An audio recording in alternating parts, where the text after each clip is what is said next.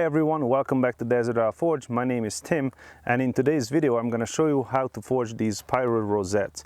But before we get going, I'd like to give a shout out to my first Patreon supporter, Avi Goodman from Tempe, Arizona. Thank you very much, Avi.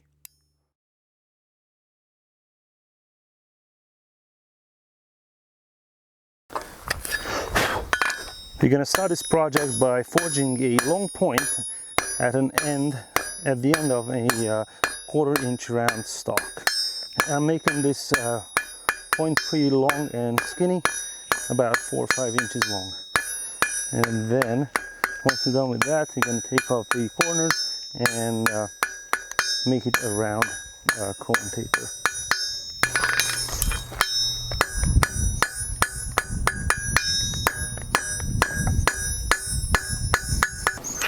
All right, we have the square point. Now we're going to take off the corners and turn it into a round point. A long point or taper, I always start at the end and then work myself up. This way I can control the length much easier. Also, if I start it here, I will push material over and I have like a, not an overlap, but an overfold at the end. And now we're just finishing off the rounding of the point and then ready for the next step. So here's the finished tape point. Now we've switched to a very light hammer and start to roll up the end.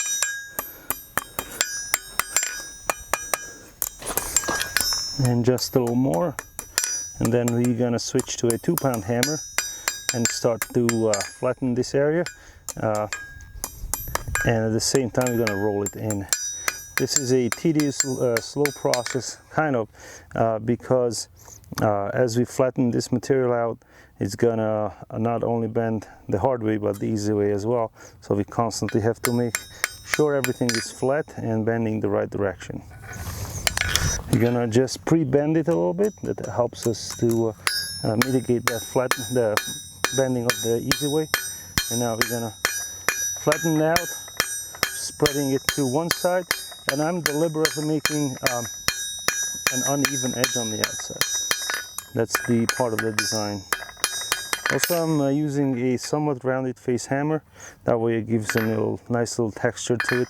And now we heat it up and start to roll it in the hard way. All right, so we are rolling up at the end of our scroll or rosette. I just lost a piece of footage when I started this due to the battery dying. So what I said in that part is that material always moves towards the path of least resistance, and that's why when you bend something the hard way, it's always want to bend the easy way. So I'm gonna continue doing this, and I'm gonna do it in a time-lapse fashion and come back when I have something to say.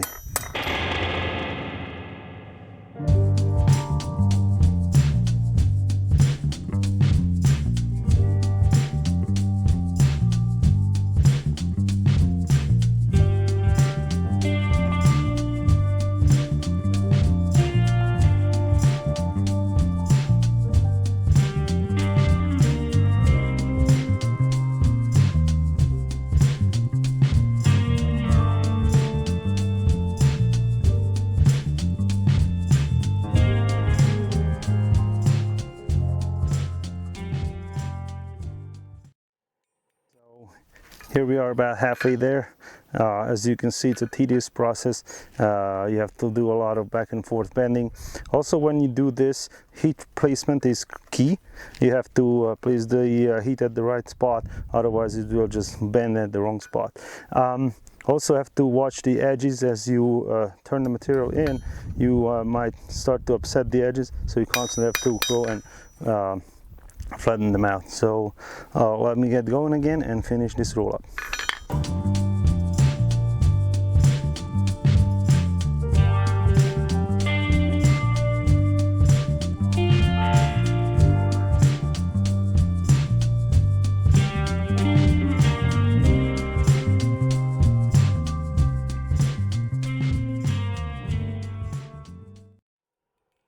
So we kind of reached the desired size of this rosette.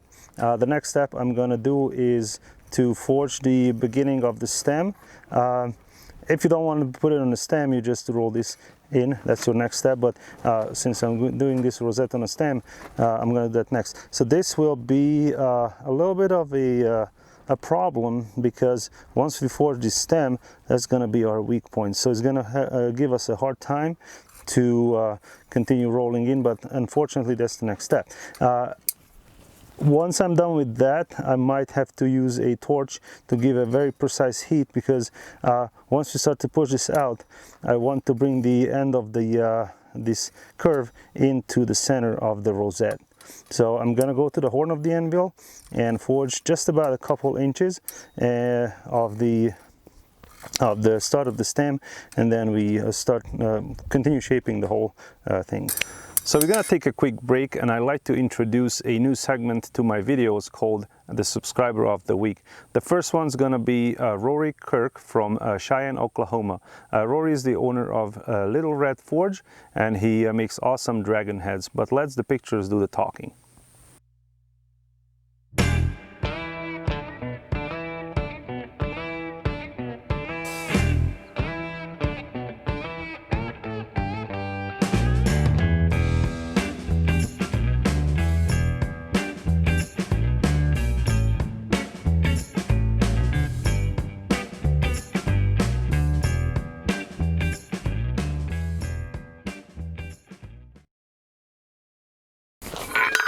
So now we are here on the horn of the anvil, and just start to forge it down, first to a square and then around the edges off.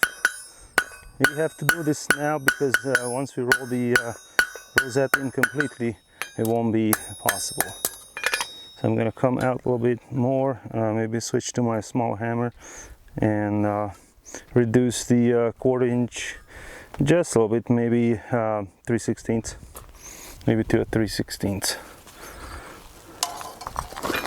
All right, then back again at the horn.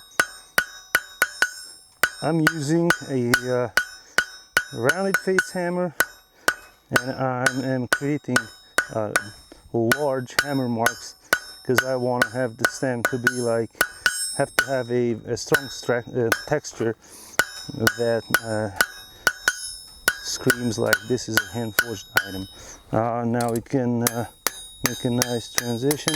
I'm gonna flatten out here a little bit and roll it in. So here we are, kind of the last forging on this part here, and then start to roll it in. As I said, now this is a kind of a difficult situation, because you have thicker material here, but you want to roll that in and this in, and heat placement is very, very critical here.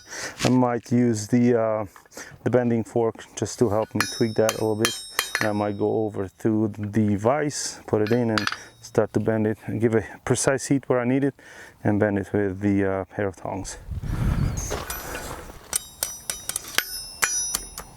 And now it's the hard part to not, to bend, and since we are overlapping now, which is a good thing, but I have to bend this part here, which is the thickest part, and give a heat right here, and be able to bend it in, and not to bend the rest of it. So kind of a challenging part, but I think I'm gonna give a heat right up here, and then push it down.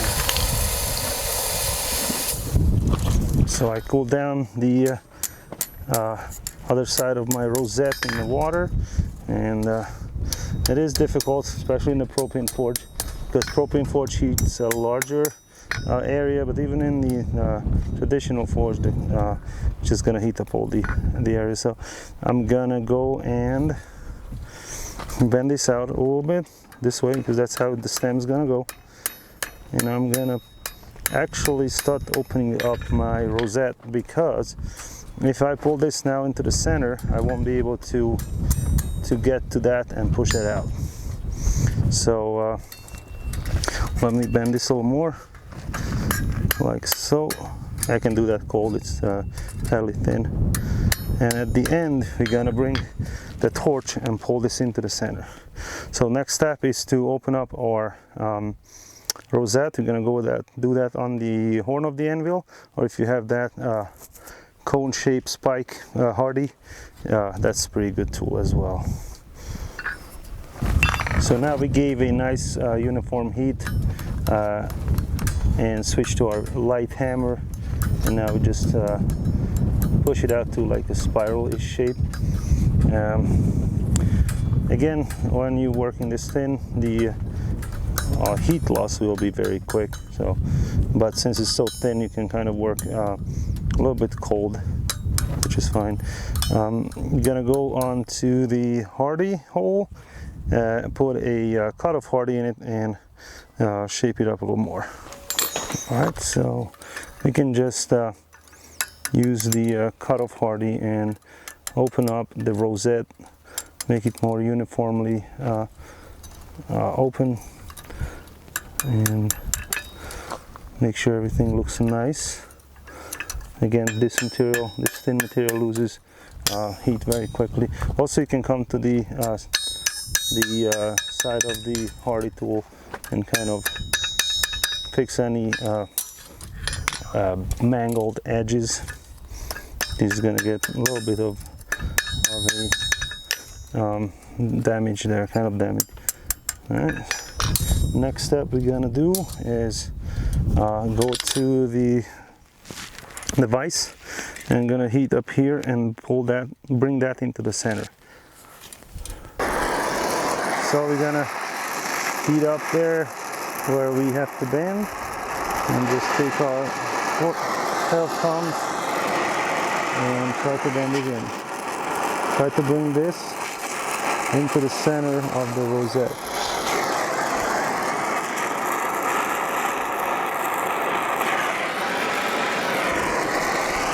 A little more, probably here. And right there. The next step is going to be forging the stem down and just cut it off to a certain length we want, and then we're, if you want, clean it up and done. I'm going to use a 3-pound hammer, and I'm going to utilize the horn where the radius is really large and create a nice heavy texture on it, and also my hammer has a rounded face so that the hammer marks are deep and round.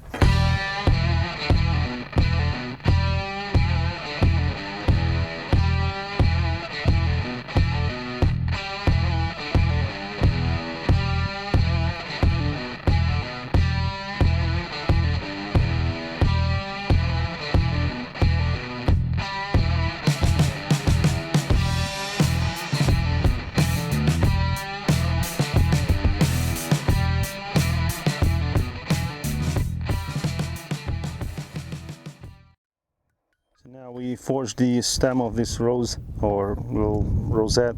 You have nice heavy texture. The next and last step is to give it some life by creating some curves in it, and that makes it a little bit more organic. All right, guys, this is the end of today's project. As you can see, I have a few of them in my hands. This one is nice and cleaned up. These are just the workshop finish. Also, I have a letter opener that the head is made in the same fashion. So this can be used as a stemmed rose or rosette. Also can be created into just by the rosette itself, and maybe attached to something, or this could be the end of some fire poker or anything, if you don't bend it 90 degrees, but leave it in the same plane as the rosette, like this letter opener.